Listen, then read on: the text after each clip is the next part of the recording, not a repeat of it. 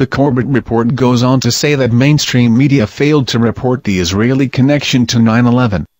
However, numerous media sources reported urban moving systems in print the next day. Therefore James Corbett is incorrect, and ironically it is his report which withholds critical information from the public and not the mainstream media. Has James Corbett fallen to the Zionist, and if so, when did this happen?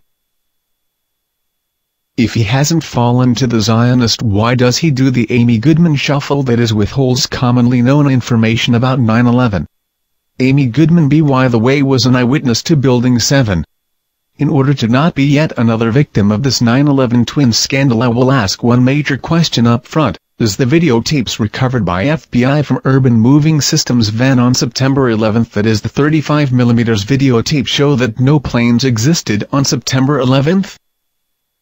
If it does not show this, then why do all FBI documents only refer to the events of 9/11 as explosions and not plane impacts, and why has the FBI If it does not show this, then why do all FBI documents only refer to the events of 9/11 as explosions and not FBI has never referred to 9/11 in any other context?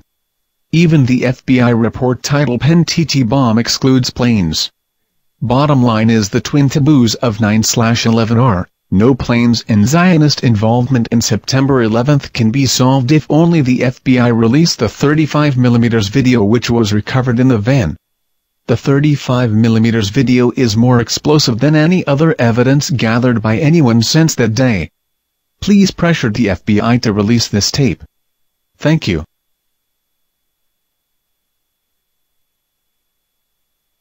And don't fall victim to these media talking heads, which includes the Corbett report. They caught a bus, a buck, or a truck. A van full of bombs, right? Oh no, somebody said there was a truck that had a picture of the World Trade Center with a plane flying into it. At this point, we were taken for another round of questioning, this time related to our allegedly being members of Mossad. The fact of the matter is, we are coming from a country that experiences terror daily. Our purpose was to document the event. The 5 Israelis were detained for 10 weeks and finally deported on immigration violations after the FBI cleared them of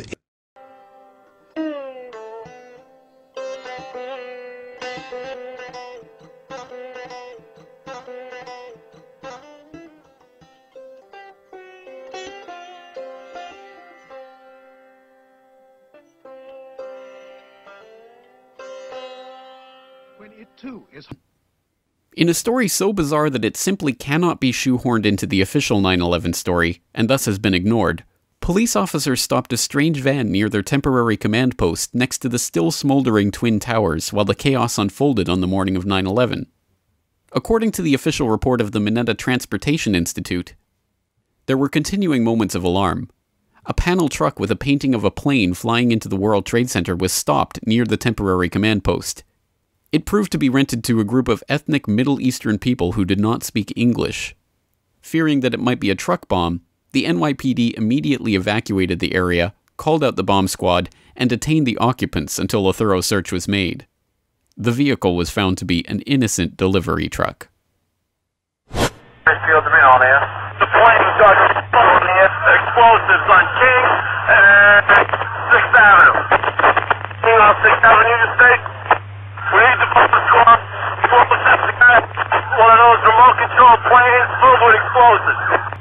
5's the message about the remote control plane. Jason Torres on the air. Central, clear the air for the message about the plane. Central, I got a message on that plane. It's a big truck with a mural painted of an airplane diving into New York City and exploding. I don't know what's in the truck. The truck is in between 6th and 7th on King Street. All right, 10-4, I'll send the issue in the bomb squad there for West King.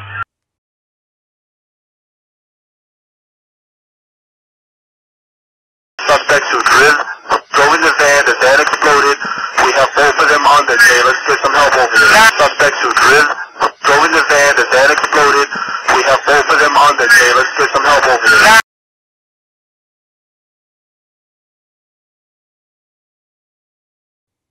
No explanation of who these men were or why they had a picture of a remote-controlled jet flying into the World Trade Center painted on their delivery van on the morning of 9/11 have ever been provided, much less even asked for by the complacent, complicit mainstream media.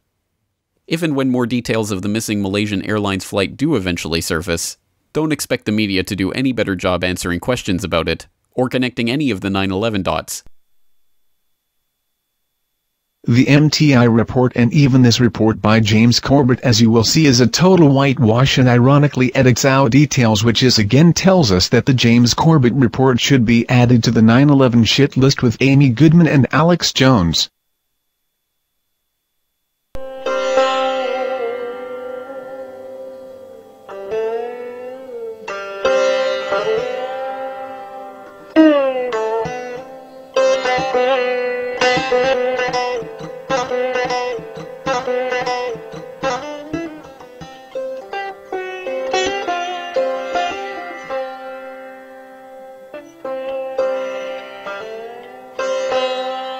When it too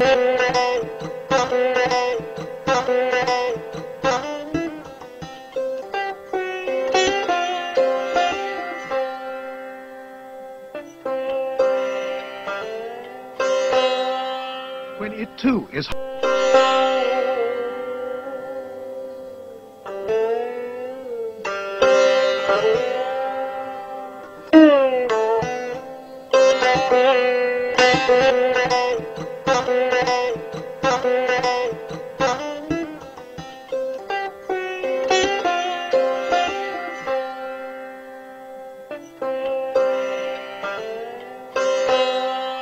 when it too is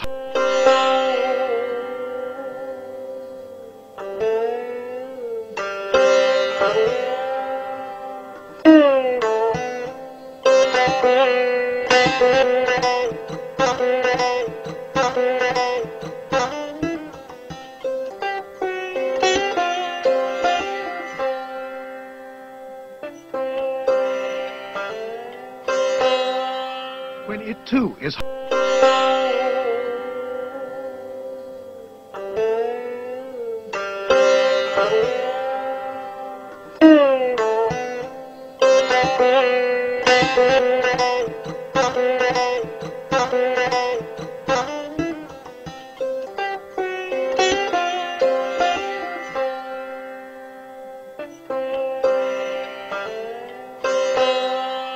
when it too is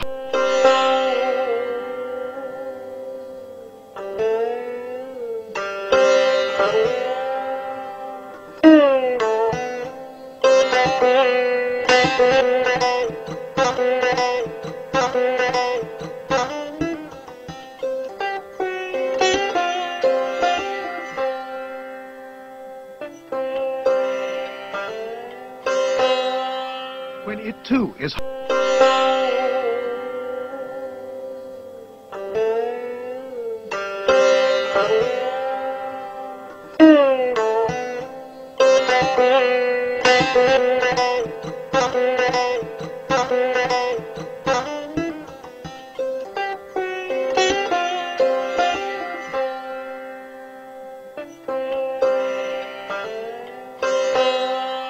when it too is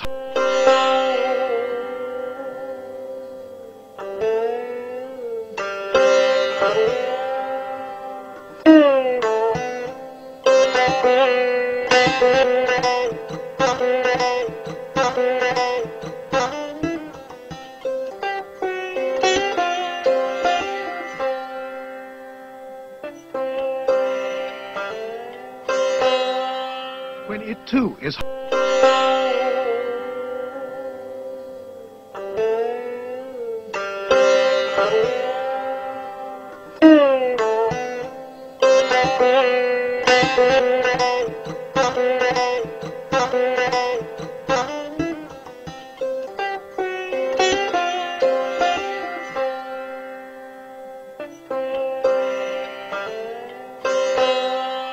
when it too is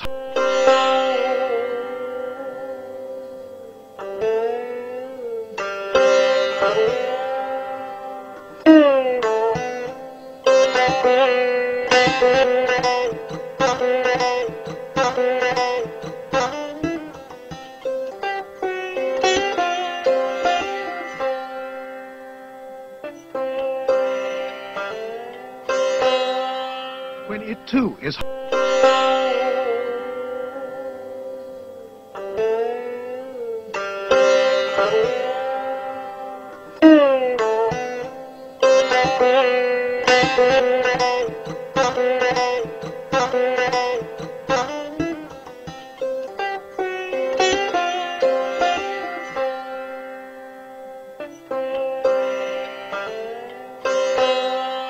when it too is not allowed to do that because I did not toe the line on U.S. policy for Israel. What line is that they wanted? Were you told directly that you had to toe a line, or explain that to me? Well, every candidate for Congress at that time had a pledge. They were given a pledge to sign. And I was new on the scene.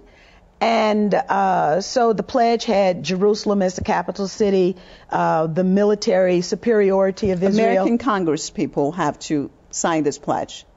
Yes, you sign the pledge. If you don't sign the pledge, you don't get money. So, for example, it was almost like water torture for me. My parents observed this. I would get a call, and the person on the other end of the phone would say, I want to do a fundraiser for you. And then we would get into the planning. I would get really excited because, of course, you have to have money in order to run a campaign. And then 2 weeks, 3 weeks into the planning, they would say, did you sign the pledge? And then I would say, no, I didn't sign the pledge. And then my fundraiser would go kaput. So, I just want to get into this pledge a little bit more. So this is basically something that is mandatory, that every congressperson has to sign, saying that, Jerusalem, you said, is the capital of Israel, and what else? You make a commitment that you will vote to support the military superiority of Israel, that the economic assistance that Israel wants, that you would vote to provide that. This isn't a question for the Congress people serving, that they are representing, or they're supposed to be representing, the people of the United States, not a foreign country, and yet they have to pledge allegiance to a foreign state. That's what no one questions this. That's what I was asked to do. And I made it public. This probably nobody had said anything about it, but I made it public, and then, the excuse was, well, those were just overzealous advocates for Israel. So then the tactic changed, and but this is what is done for 535 members of the United States Congress. 100 senators, 435 members of the House of Representatives have to now write a paragraph, which basically says the same thing. So it's not a pledge, but it's a paragraph, and you post it, and, there are these forums you have to go to at the synagogues or whatever. And then, if you don't perform appropriately, then you don't get money to run your campaign. The problem is that it requires an awful lot of money to run a campaign. And whether it's a woman's organization, an environmental organization, people can read about this on the internet if they're interested. If you go to thomas.loc.gov, that is the official United States Congress website. And if you put in the name Gus Savage, because Gus Savage was a black member of Congress who was targeted by the pro-Israel lobby. And he had the foresight to use his position as an incumbent in the House of Representatives to put his experience on the congressional record. For the entire existence of the United States Congress now, people will be able to access his experience. And what he wrote was that it was the Garden Club of New Jersey that gave his opponent $5,000. But it wasn't really the Garden Club of New Jersey. It was the activists who were associated with AIPAC, the American Israel Public Affairs Committee. Wow, unbelievable.